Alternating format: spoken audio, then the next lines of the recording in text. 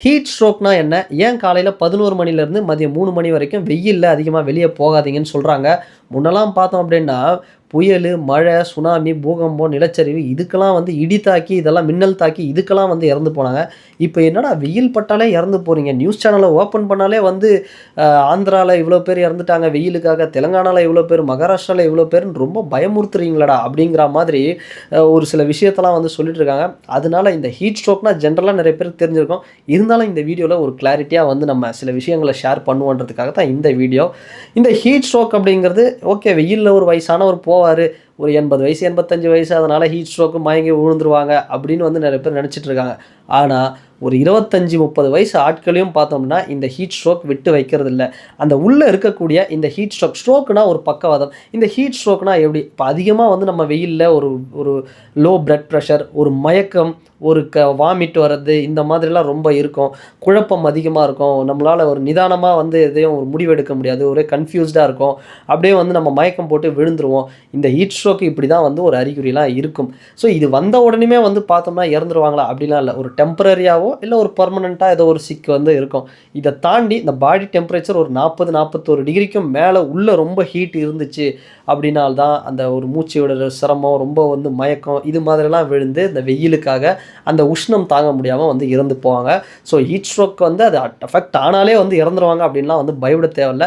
சில விஷயங்களும் வந்து இருக்கு. ஸோ எதுக்காக வந்து இந்தியால இப்படி இருக்கு? அப்படின்னு நெறைய பேருக்கு ஒரு கேள்வி இருக்கும். ஏன்னா, நம்ம வாங்குன வரம் அப்படி. உலகத்துல ஒரு சர்வே எடுக்குறாங்க. அதாவது உலகத்தின் 100 நகரங்கள் அதிகமா உஷ்ணம், அதிகமான ஹீட் இருக்கக்கூடிய நகரம் எதுடா? அப்படின்னு கேட்டா, அந்த 100 ஃபர்ஸ்ட் பிளேஸும் வந்து பார்த்தோம்னா இந்தியால தாங்க வருது. அந்த அளவுக்கு வந்து இங்க வந்து ஒரு மிகப்பெரிய ஒரு ஹீட் வந்து இருக்கு. இதுக்கு காரணம் குளோபல் வார்மிங், சுற்றுச்சூழல், உலக புவிமயமாதல் அப்படின்லாம் சொல்லலாம். இப்ப உலகம் ஃபுல்லாவே ஹீட் அப்படிங்கிறது அதிகமாயிட்டு இருக்கு. குளிர் பிரதேசத்துல கூட முன்ன இல்லாத அளவுக்கு ஒரு பாயிண்ட் வந்து ஒரு ஹீட் அப்படிங்கிறது இருக்கு. ஆனா இந்தியா நம்ம வாங்குன வரம் என்னன்னா, நாம வந்து இந்த பூமத்திய ரேகைன்னு சொல்லக்கூடிய ஈக்குவேட்டர் அதாவது நடுவுல இருக்கக்கூடிய செங்குத்தான ஒரு பகுதி ஸ்ட்ரெயிட்டா அந்த அ உஷ்ணம் அந்த சூரியனுடைய அந்த கதிர்கள் வந்து ஸ்ட்ரெயிட்டா அடிக்கக்கூடிய ஒரு வெப்பமா ஆகக்கூடிய இடத்துல வந்து நம்ம இருக்கிறதுனால தான் நம்ம இவ்ளோ ஹீட்ட வந்து உணர்றோம். அதனால தான் இந்தியால இருக்கக்கூடிய அந்த 100 நகரங்கள் பார்த்தோம் அப்படின்னா, அந்த நம்ம ஃபர்ஸ்ட் 100 பிளேஸ வந்து நம்ம இந்திய நகரங்களே வந்து புடிச்சிருது.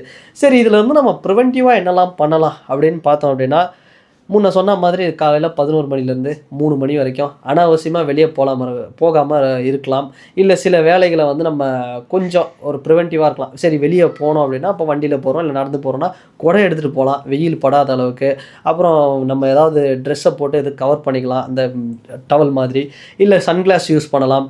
இல்லைன்னா வந்து நம்ம அப்படியே கொஞ்சம் கொஞ்சம் நிழல் மாதிரியான இடங்கள்லாம் அப்பப்போ வந்து ரெஸ்ட் எடுத்துட்டு போலாம். இல்ல ஹேட் இது மாரிலாம் யூஸ் பண்ணலாம். இது மாதிரி பண்ணோம்னா ஓரளவுக்கு நம்ம இது பண்ணலாம். சில பேர்லாம் வந்து என்ன பண்ணுவாங்க அப்படின்னா, ஆல்ரெடி வந்து ஹீட்டா இருக்கக்கூடிய இடத்துல தான், ஓகே லைட்டா ஒரு சரக்க போடுவோமே, ஹீட் தணியுமே அப்படின்னு நெனைச்சிட்டு ஆல்கஹால் எடுத்துப்பாங்க. அதுதான் இருக்கிறதுலே பெரிய ஒரு தப்பு.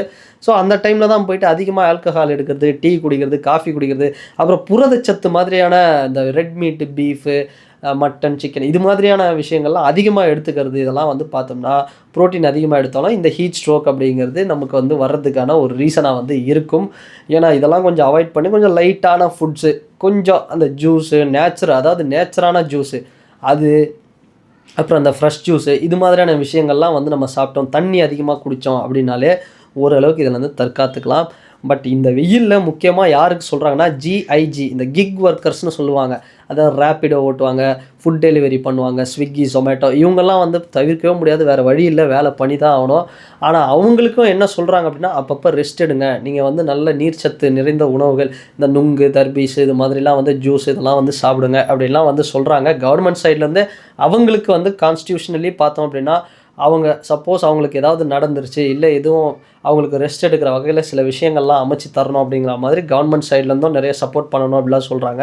ஸோ இந்த மாதிரி கிக் ஒர்க்கர்ஸ் உண்மையாவே இந்த ஹீட் ஸ்ட்ரோக் வந்து ஒரு பெரிய லெவல்ல அவங்களுக்கு வந்து ஒரு அஃபெக்ட் அப்படிங்கிறது கண்டிப்பா பண்ண தான் செஞ்சுட்டு இருக்கு. ஸோ இத தாண்டி பப்ளிக் வந்து பார்த்தோம் அப்படின்னா, நான் முன்ன சொன்ன மாரி வயசு வித்தியாசம் பார்க்காம இந்த ஹீட் ஸ்ட்ரோக் அப்படிங்கிறது எல்லாரையும் வந்து ஒரு அட்டாக் பண்ணிட்டு இருக்கு. ஸோ நம்ம ஓரளவுக்கு பிரிவென்டிவா இப்ப வந்து சம்மருங்கிறதுனால இப்ப கூட பார்த்தா நெறைய கிரவுண்ட்ல நெறைய பேர் விளையாடிட்டு இருக்கிறாங்க. எப்படியா இத தாங்குறாங்க அப்படின்னு தெரியல. 12 மணி ஏதோ கேட்டா டோர்னமெண்ட் அப்படின்னு சொல்றாங்க. ஒண்ணும் புரியல. எப்படி ஹீட் ஸ்ட்ரோக்க வந்து தாங்குறாங்க? ஓகே நெறைய தண்ணி குடிப்பாங்க போல. ஆனா இருந்தாலுமே இந்த சம்மர் டைமில் இந்த 12 மணி 1 மணி 2 மணி இந்த மாதிரி டைம்லலாம் வந்து விளையாடுறத அவாய்ட் பண்ணுறது ரொம்ப நல்லது அப்படின்னே சொல்லலாம். ஸோ இதுதாங்க இந்த ஹீட் ஸ்ட்ரோக் அப்படிங்கிறது ஒரு மிகப்பெரிய ஒரு போட்டு நம்ம ஒரு எப்படி சொல்கிறது, ஒரு மின்னல் தாக்குற மாதிரி ஒரு சம்பவம் பண்ணிகிட்ருக்கிறாரு ஹீட் ஸ்ட்ரோக்கு. அதனால் கொஞ்சம் ஜாக்கிரதையாகவே இருங்க ஹீட் ஸ்ட்ரோக்லேருந்து.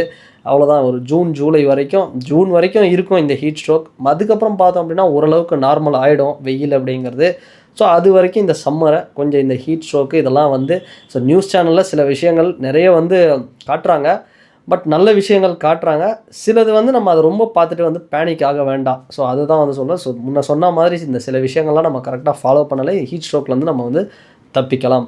அண்டு இந்த வீடியோ பற்றின உங்களுடைய கருத்துக்கள் என்ன அப்படிங்கிறத இந்த கமெண்ட் செக்ஷனில் மறக்காமல் பதிவிடுங்க. அண்டு வேறு ஒரு வீடியோவில் வேறு ஒரு கான்டென்ட்டில் நான் உங்களை பார்க்குறேன். பாய்.